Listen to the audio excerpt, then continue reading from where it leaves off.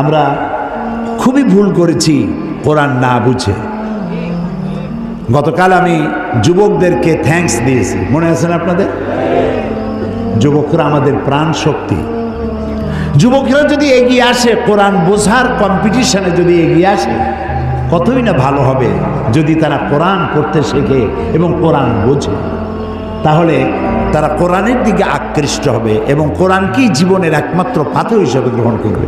সে কথাগুলি আমি সামনে গিয়ে বলব। তো আল্লাহ তাআলা বলছেন যে এই কোরআনের মধ্যে শুধু নামাজ রোজা হজ যাকাত না, আমি গতকাল বলছিলাম মনে আছে আপনাদের, যে শুধু নামাজ রোজা হজ যাকাত হইলে শুধুমাত্র 1 পারা বা 2 পারা কোরআন শরীফ নাজিল করলেই হইতো, 30 পারা নাজিল হইল কেন? এই কথা তো মাথার মধ্যে ঢোকা উচিত আমাদের। যেহেতু চিন্তা করি না তাই মাথার মধ্যে ঢোকে না, চিন্তা করলে তবে না ঢুকবে। এখন দেখুন আল্লাহ তাআলা বলছেন আমি আমার নবীকে ওহীর মাধ্যমে মুসা, নূহ, ইব্রাহিম, আদম প্রাগৈতিহাসিক ঘটনাবলী আমি এর দ্বারা জানাইছি কোরআন দিয়ে। রাসূল তো সেখানে উপস্থিত ছিলেন না। আল্লাহ তাআলা বলছেন তিলকা মিন আম্বাইল গায়বি নূহিহা ইলাইকা মা কুনতা তা'লামুহা আনতা ওয়ালা কওমুক মিন ক্বাবলি হাদা। তিলকা মিন আম্বাইল গায়ব, এটা হচ্ছে সেই অজ্ঞাত ঘটনা যা ওহীর মাধ্যমে আমি আপনাকে জানাইছি। তা না হলে আপনি এবং আপনার কওম, আপনার জাতি এই সম্পর্কে কিছুই জানতো না। না ইব্রাহিমের ঘটনা, না নূহের ঘটনা, না মুসার ঘটনা, এগুলো কিছুই জানতেন না।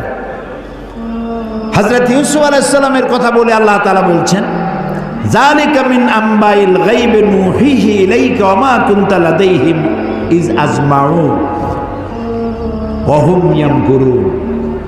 এটা হচ্ছে সেই অজ্ঞাত কাহিনী যা আমি ওহীর মাধ্যমে আপনাকে জানাইছি, অথচ তার ভাইয়েরা যখন ইউসুফ আলাইহিস সালামের বিরুদ্ধে ষড়যন্ত্র করছিল তখন আপনি তার কাছে ছিলেন না। আমি আপনাকে জানাইছি ওহীর মাধ্যমে। মূসা আলাইহিস সালামের ঘটনা আল্লাহ তাআলা বলে তারপরে বলতেছেন ওমা কুনতা বিজানিবিল গারবি ইজ কাদাইনা মূসা আমরা ওমা কুনতা মিনাশ শাহিদিন। মূসা আলাইহিস সালাম তিনি পশ্চিম সেই সিনাই পর্বতের পশ্চিম দিগন্তে, পশ্চিম প্রান্তে তিনি যখন আক্রান্ত হয়েছিলেন সেখানে আপনি উপস্থিত ছিলেন। আমি আপনাকে ঘটনার মাধ্যমে জানাইছি। মূসা আলাইহিস সালামের উপরে যেখানে ওহী নাজিল হয়েছিল সে জায়গাটাও আল্লাহ তাআলা আমাকে দেখাইছেন। আলহামদুলিল্লাহ। মিশর কায়রো এর রাজধানী, মিশরের রাজধানী কায়রো, জামিয়া আল আজহার পৃথিবীর বহু পুরাতন ইউনিভার্সিটি, বিশাল এরিয়া, প্রায় 56,000 ছাত্রছাত্রী লেখাপড়া করে সেখানে। কত বড় বিশ্ববিদ্যালয়, কতগুলি ক্যাম্পাস। তো সেই বিশ্ববিদ্যালয়ের আমন্ত্রণে আমি সেখানে গিয়েছি, 5 দিন ছিলাম। আমি বলেছি যে মিশরে তো জীবনে আসিনি, আমাকে ঘুমাবার একটু সময় দিও রাত্রে, বাকি আমার একটু ঘুরাও। 5 দিনে 4,500 কিলোমিটার দৌড়াইছি। সিনাই পর্বতের সেইখানে গিয়েছি যেখানে ওহী নাজিল হয়েছিল। মূসা আলাইহিস সালাম মাদায়েন থেকে এসেছেন, প্রচণ্ড ঠান্ডা, পথ হারিয়ে ফেলেছেন। স্ত্রীকে বলছেন সাথীদেরকে এখানে অপেক্ষা করো, আমি একটু ওই যে আগুন দেখা যায়, আমি হয় আগুন আনবো আর না হয় আগুন দিয়ে আলো দিয়ে রাস্তা চিনে নেব কোন দিকে যেতে হবে। ফালাম্মা আতাহা, যখন তিনি ওই আগুনের কাছে গেলেন, নুদিয়া ইয়া মূসা ইন্না আনা রাব্বুক। হে মূসা, এটা আগুন টাগুন কিছু না, আমি তোমার রব, আমি তোমার আল্লাহ। ফাখলানা আলাইক ইন্নাকা বিল ওয়াদিল মুকাদ্দাসি তুয়া। জুতা খোলো, এখানে আমার নূর পড়েছে। সুবহানাল্লাহ। জুতা খুলে আসো। ওয়াদি মুকাদ্দাস, ওয়াদি বলা হয় 2 পাহাড়ের মাঝখানে যে সমতল ভূমি থাকে এটাকে আরবিতে বলা হয় ওয়াদি, আর বাংলায় বলা হয় উপত্যকা। তো আমরা যখন গেছি ওয়াদি মুকাদ্দাস সাইনবোর্ড দেখেছি, জুতো আগেই খুলছি বর্ষটা। তারপরে গেলাম সেখানে, যেই গাছের উপরে আল্লাহর নূর পড়েছিল সেই গাছটা, ওরা বলে এটা সেই গাছ। তো আমি এর ঐতিহাসিক সত্যতা নাই বলে মনে করতে পারলাম না যে এটা সেই গাছটাই। ওই গাছের পাতায় পাতায় অনেক চিঠি। আমি জিজ্ঞেস করলাম এই চিঠিগুলি কিসের? বললো যে ইহুদিরা আসে, খ্রিস্টানরা আসে, মুসলমানও আসে, আল্লাহর কাছে চিঠি লিখে ওখানে তুই যায়। এই খাই খেয়ে কাম না পাইলে করবে কি? তো এটা আমার বলার উদ্দেশ্য ছিল না। আমার বলার উদ্দেশ্য ছিল যে আল্লাহ তাআলা দেখাইছেন বহু কিছু, এমনকি মুসা আলাইহিস সালাম রে এত জ্বালা দিল যে ওই ফেরাউনকেও দেখে আসছে, এখনো দাঁত ছিটকে পড়ে আছে। আল্লাহ তাআলা তাকে রেখে দিয়েছেন। আল্লাহ বলছেন তোরে মাটিতেও খাবে না, পানিতেও নষ্ট করবে না, পোকামাকড়ও নষ্ট করবে না, তোরে আমি শুটকি বানায় রাখবো কিয়ামত পর্যন্ত। তোর মতো ফেরাউন যারা হবে তোরে দেখে যেন তারা উপদেশ নিতে পারে। আল্লাহ তাআলা এটারও দেখাইছেন, পিরামিডও দেখাইছেন। অনেক নবীর কবরও আল্লাহ জিয়ারত করার সুযোগ। ইমাম শাফি রহমতুল্লাহ আলাইহি, মৌলানা জালালউদ্দিন সৈয়দী রহমতুল্লাহ আলাইহি, ইমাম ওয়াকি, ইমাম বদরুদ্দিন আইনি রাহিমাহুমুল্লাহ, হযরত সালেহ আলাইহিস সালাম, হারুন আলাইহিস সালাম, নবী দানিয়েল আলাইহিস সালাম, হযরত আবি দারদা রাদিয়াল্লাহু তাআলা আনহু, আমর ইবনুল আস রাদিয়াল্লাহু তাআলা আনহু, এদের কবর জিয়ারতের আল্লাহ তাআলা তৌফিক দিয়েছেন।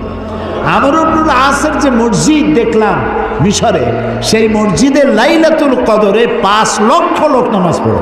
লাইলাতুল কদর মসজিদ, রাস্তাটা সব ভর্তি হয়ে যায়। ইমাম যিনি, তিনি হচ্ছেন শেখ জিবরাইল। আমি শেখ জিবরাইল দেখতে পারলাম না, আগ্রহ ছিল যে জিবরাইল কেমন একটু দেখে যায়। এত লোক তার পিছনে নামাজ পড়তে আসে, সুবহানাল্লাহ। তো এখানে আল্লাহ তাআলা বলতে চাইলেন যে সিনাইয়ের পশ্চিম প্রান্তে যে ঘটনা ঘটছিল এটা তো আপনি জানেন না, আমি আপনারা জানাইছি। ফেরাউন আক্রমণ করেছে তার দলবল নিয়ে, 3 দিক থেকে আক্রান্ত হয়েছেন তিনি, আর একদিকে সমুদ্র। সাথীরা বলছে ইন্না লামুদরাকুন, ইন্না লামুদরাকুন, আমরা তো পাকড়া হয়ে গেছি, আমাদের তো পালাবার কোনো উপায় নাই। মুসা আলাইহিস সালাম কার নবী? জবাব দিতে দেরি হইল কেন? মুসা কার নবী? উম্মত ঘাবড়ে গেছে। উম্মত কি হয়ে গেছে? ঘাবড়ে গেছে, ভয় পাই গেছে। 3 দিক দিয়ে আসছে কারা? শত্রু সৈন্য 3 দিক, আর একদিকে কি? সমুদ্র। ঘাবড়াবার তো কথাই, আপনি আমি হলে তো হার্ট ফেল করবো। কোন দিকে যাবো? ফাইনাতা যাবো, যাওয়ার জায়গা নেই। কিন্তু মুসা আলাইহিস সালাম আল্লাহর নবী, তিনি বলছেন কাল্লা কাল্লা, কখনোই নয়,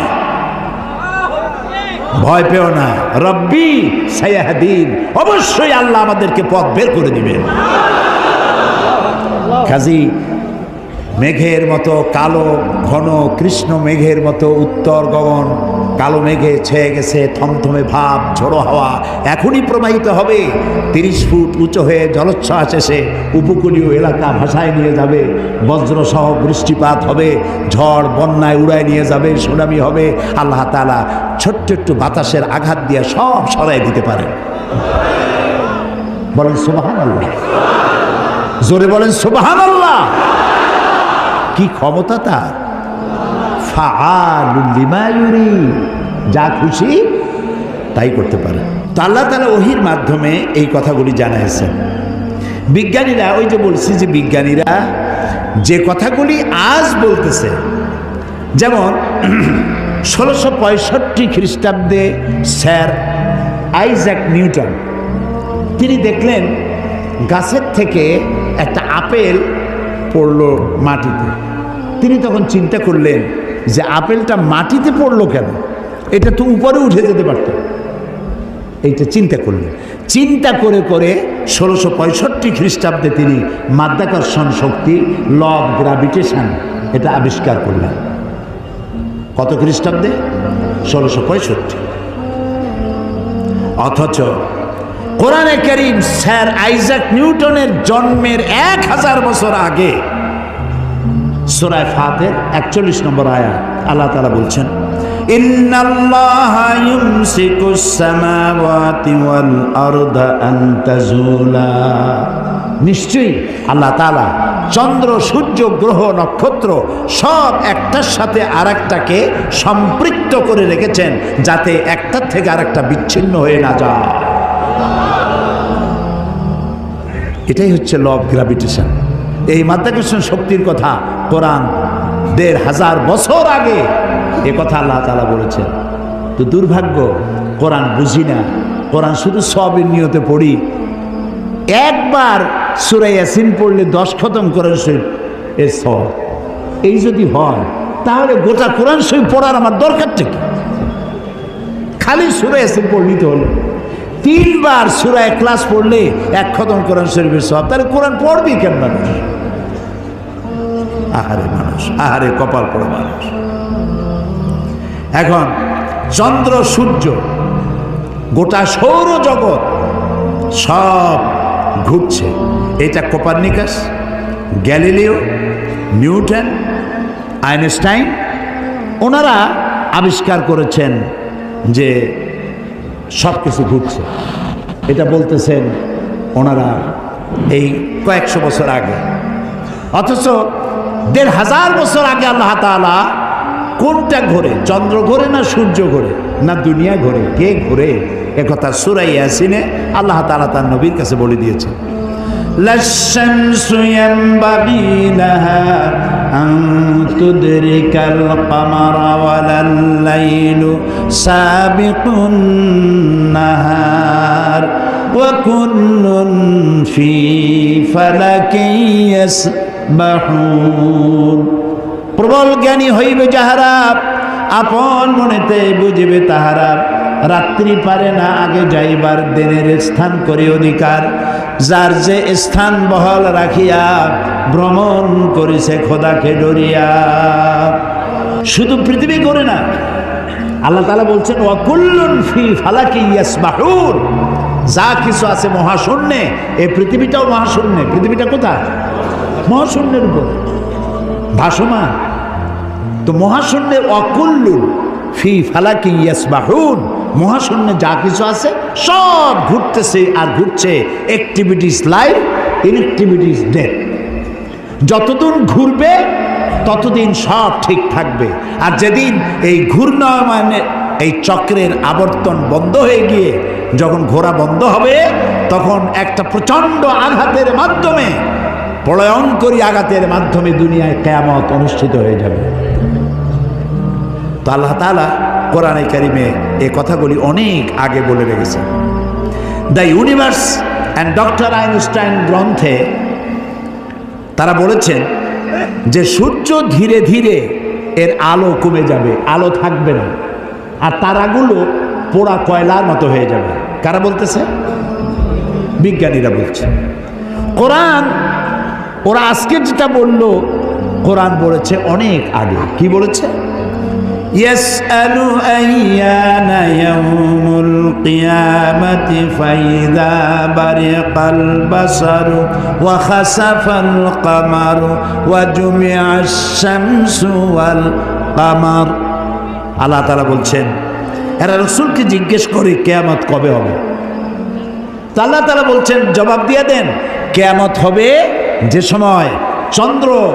সময় চন্দ্র আলো হারিয়ে ফেলবে, সূর্য আলো হারিয়ে ফেলবে, আর চাঁদ আর সূর্য এগুলি সব একাকার হয়ে যাবে। তাহলে এই কথাগুলি বিজ্ঞান আবিষ্কার করার অনেক আগে কোরআন এসব কথা বলে রেখেছে। প্রকৃতির নিয়মে একদিন সব লণ্ডভণ্ড হয়ে যাবে। কুল্লু মান আলাইহা ফান। আল্লাহ তাআলা বলেছেন সব ধ্বংস হবে, কিচ্ছু থাকবে না আল্লাহ ছাড়া। কে ছাড়া? আল্লাহ ছাড়া কেউ থাকবে না, কিচ্ছু থাকবে না। এ কথা বিজ্ঞান জানার আগে আল্লাহ তাআলা কোরআন শরীফে বলে রেখেছেন।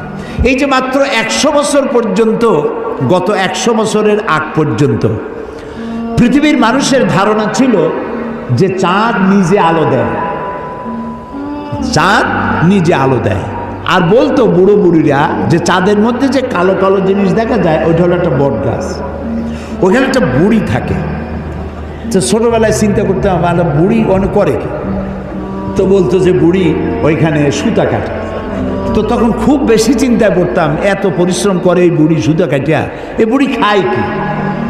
পরে জানা গেল যে ওখানে বট গাছও নাই আর ওখানে কোনো বুড়িও থাকে না। এই চাঁদ এর নিজস্ব কোনো আলো নাই, এই কথা 100 বছরের মতো হলো বিজ্ঞানীরা আবিষ্কার করেছে। কিন্তু আল্লাহ তাআলা বলে রেখেছেন 1400 বছর আগে। সুবহানাল্লাহ। আল্লাহ তাআলা সূর্যকে বলেছেন, খুব লক্ষ্য করুন, সূর্যের আরবি হচ্ছে শামসুন, সেরাজুন, ওয়াহাজুন, দিয়াউন, এগুলি সূর্যকে বলা হয়েছে। এর অর্থ কি? সূর্যকে বলা হয়েছে আলো, আলো উৎপাদনকারী, উত্তাপ সৃষ্টিকারী, আলো বিকিরণকারী, উত্তপ্ত, উজ্জ্বল, প্রজ্জ্বল, আলো বিকিরণকারী, এটা হলো সূর্য। আর চাঁদ সম্পর্কে কি বলছে লক্ষ্য করুন। আলাম তারা কাইফা খালাকাল্লাহু সাবআ সামাওয়াতিন তিবাকা وجعل القمر فيهن نورا وجعل الشمس سراجا। মহাপবিত্র সেই মহান সত্তা আল্লাহ রাব্বুল আলামিন, যিনি 7 আসমান সৃষ্টি করেছেন। ওয়াজআলাল কামারা ফীহিন্না নূরান, আর যিনি চাঁদ সৃষ্টি করে তার মধ্যে আলো দিয়েছেন। ওয়াজআলাশ শামসা সিরাজা, আর সূর্যকে করেছেন উজ্জ্বল আলো সৃষ্টিকারী। দেখো, সূর্যকে বলা হলো শামসুন, উত্তপ্ত আলো, উত্তাপ সৃষ্টি করে যেটা, সেটার নাম শামসুন, সিরাজুন, ওয়াহাজুন, দিয়াউ। আর চাঁদের কথা বলতে কি আল্লাহ তাআলা বলেছেন কামারাম মুনিরা। চাঁদের আরবি হলো কামার, আর মুনিরা মানে আলোক প্রাপ্ত। চাঁদের নিজের কোনো আলো নাই, আলো প্রাপ্ত হয়ে সেই আলো সে বিকিরণ করে। এই কথা কোরআন শরীফে আল্লাহ তাআলা 1400 বছর আগে বলে দিয়েছেন। সুবহানাল্লাহ। এরপরে আপনারা দেখুন, এই যে উদ্ভিদ, গাছপালা, গাছ আমাদের জীবনের শত্রু নাকি? গাছ আমাদের কি? কাজে যেখানে পান সমানে কাটেন। মানুষ সমানে গাছ কাটে, কিন্তু যে পরিমাণ কাটে সে পরিমাণ গাছ তারা লাগায় না। এই গাছ সম্পর্কে, গাছ আমাদের যে বন্ধু, গাছটা আল্লাহ রাব্বুল আলামিন আমাদের জন্য নিয়ামত হিসেবে দিয়েছেন। এটার কাজ হচ্ছে কি? আল্লাহ তাআলা বলছেন ওয়াল আরদা বা'দা যালিকা দাহাহা আখরাজা মিনহা মাহা ওয়া মারআহা।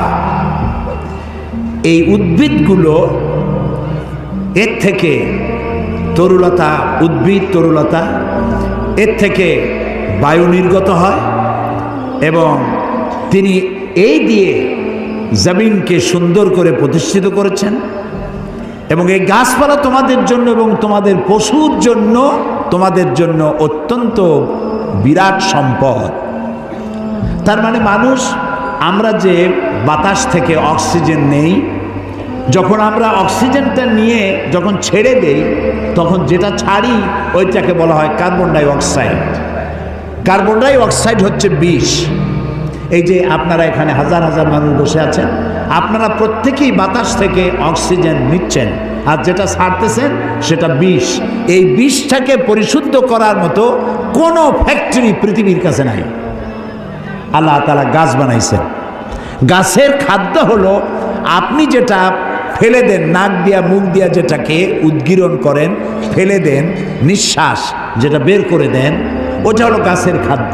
আর প্রতি মুহূর্তে সূর্যের উত্তাপ আর গাছের সবুজ রং দুটিতে মিলে এক প্রকারের রন্ধন ক্রিয়া হয়, আর ওর মধ্য দিয়ে কার্বন ডাই অক্সাইডকে প্রতি মুহূর্তে আল্লাহ রাব্বুল আলামিন অক্সিজেন বানাইয়া গাছের ভিতর থেকে বের করে দেয়। সুবহানাল্লাহি বিহামদিহি। এই মানুষের সৃষ্টির জন্য আল্লাহ তাআলা বলেছেন খালাকালাকুম মা ফিল আরদি জামিআ। এই পৃথিবীতে যা বানাইছি সব তোমার জন্য। সুবহানাল্লাহ। বিজ্ঞানীরা বলেছেন পাহাড়ের অত্যুচ্চ শিখর থেকে শুরু করে আটলান্টিক মহাসাগরের অতল তলদেশ পর্যন্ত যেখানে যা কিছু আছে সবগুলি মানব সেবায় নিয়োজিত। সব মানুষের খেদমতের জন্য আল্লাহ বানিয়েছে। এখন প্রশ্ন উঠতে পারে, সব মানুষের খেদমতে বুঝলাম, কিন্তু মশা দিয়া কি খেদমত হয়? মশার কামড়ে চোটে বাড়ি থাকতে পারি না, এ প্রশ্ন উঠতে পারে কিনা? উঠতেই পারে। আল্লাহ যদি সবই মানুষের কল্যাণে বানায়, তে মশা বানাইছি কি কামে? আপনি বোঝেন না, বোঝেন না। একটা মশা, একে সহজে মারাও যায় না। ওকে বহু কায়দা করে হাতটা আস্তে নিয়ে যেইটা মারবেন তার আগেই সে উড়ে চলে যাবে, খুব চালাক। এই মশা কি জন্য বানাইছেন আল্লাহ?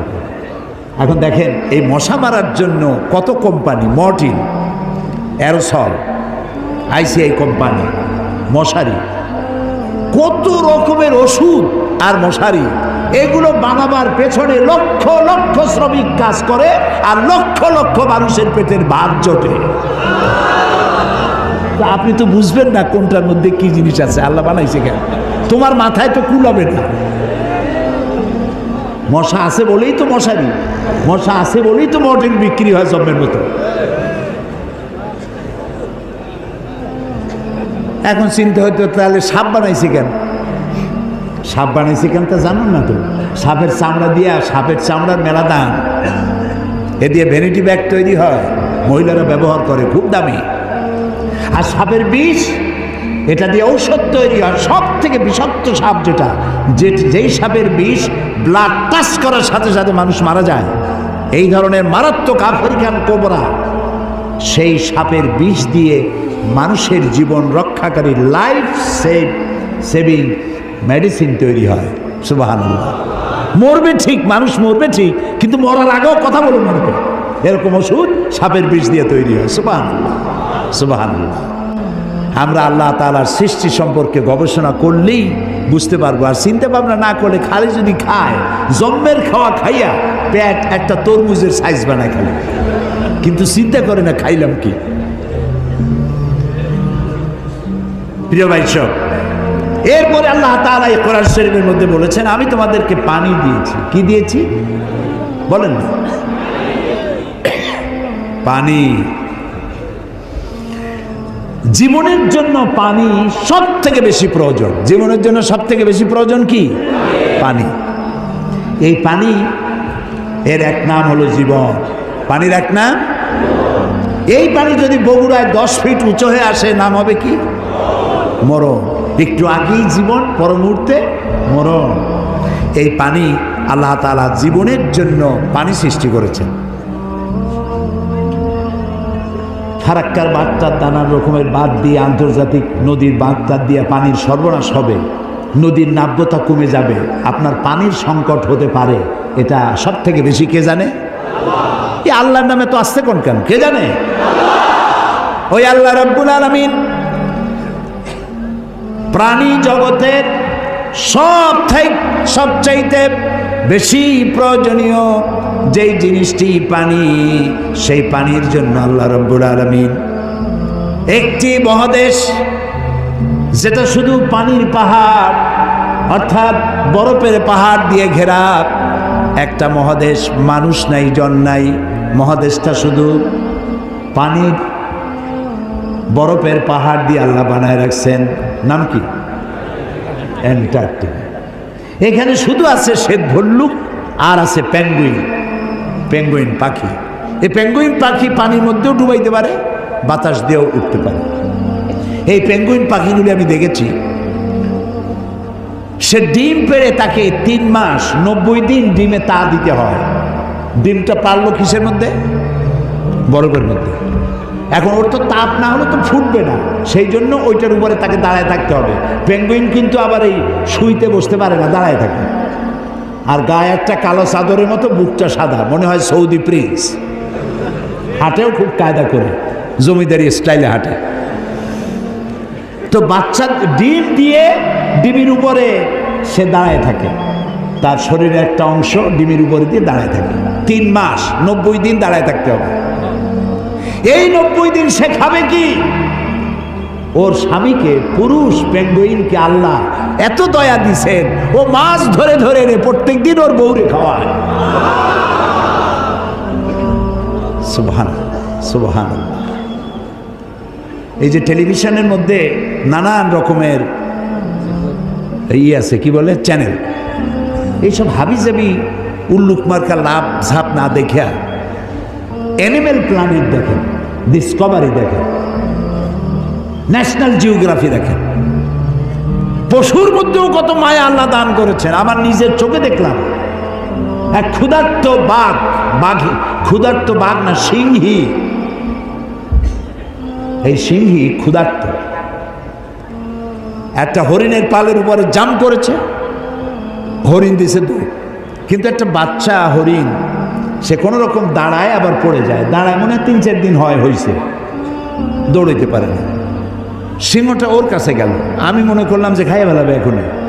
তা দেখলাম যখন হরিণটা পড়ে যায় তখন হাতটা দিয়ে এরকম উঁচু করে দাঁড় করায় দেয়, এইভাবে দাঁড় করাইলো, শুয়ে পড়লো, দাঁড় করাইলো, সে এরকম ঠেলতে ঠেলতে নিতে নিতে সিংহীর বাচ্চাগুলি যেখানে শোয়া সেইখানে এই বাচ্চাটারে নিয়ে গেল, নিয়ে নিজে কাইত হয়ে শুয়ে পড়লো।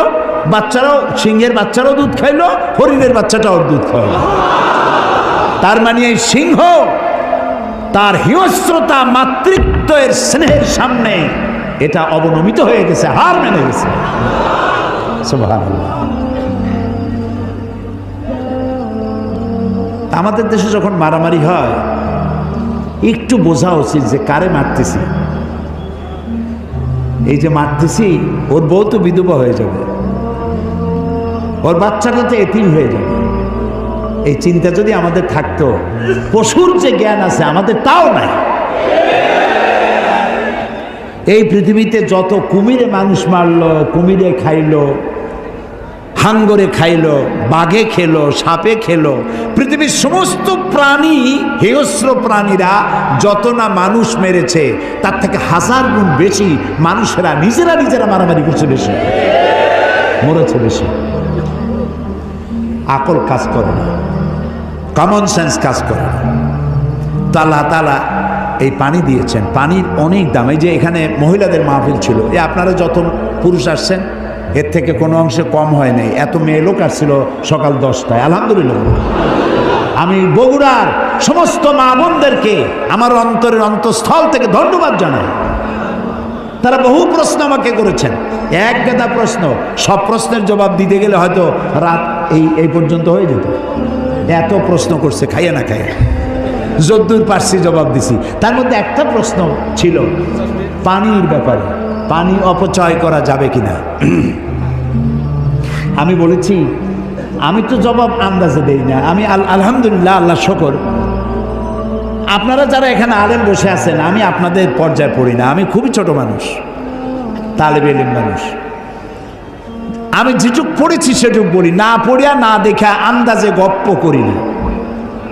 তো আমি হাদিসে পড়েছি, সাহাবায়ে কেরাম প্রশ্ন করেছেন রসুলের কাছে, আমরা উজু করতে গেলে রসুল বলেছেন পানি অপচয় করবা না। সাহাবী একজন প্রশ্ন করলেন যে উজু করতে গিয়ে একটু বেশি পানি খরচ হলে তাতে কোনো অসুবিধা আছে? রসুল জবাব দিলেন, তুমি যদি প্রবাহিত নদীর কিনারে দাঁড়াইয়া উজু করো পানির অপচয় করতে পারবা না। সুবহানাল্লাহ বলবেন না?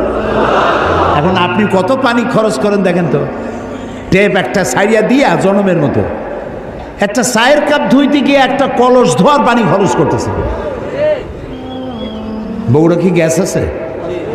আছে। একটা মেসের কাঠি খরচ হবে সারা দিন, গ্যাসের চুলা জ্বলতে থাকে। আপনি আল্লাহর নিয়ামতের না শকর, একটা মেজের কাঠি দিলেই তো যখন খুশি তখন আপনি জ্বালাইতে পারেন।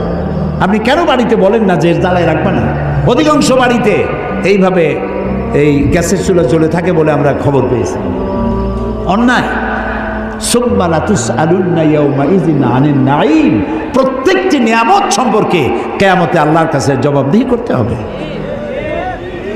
কাজেগুলি নিয়ামত।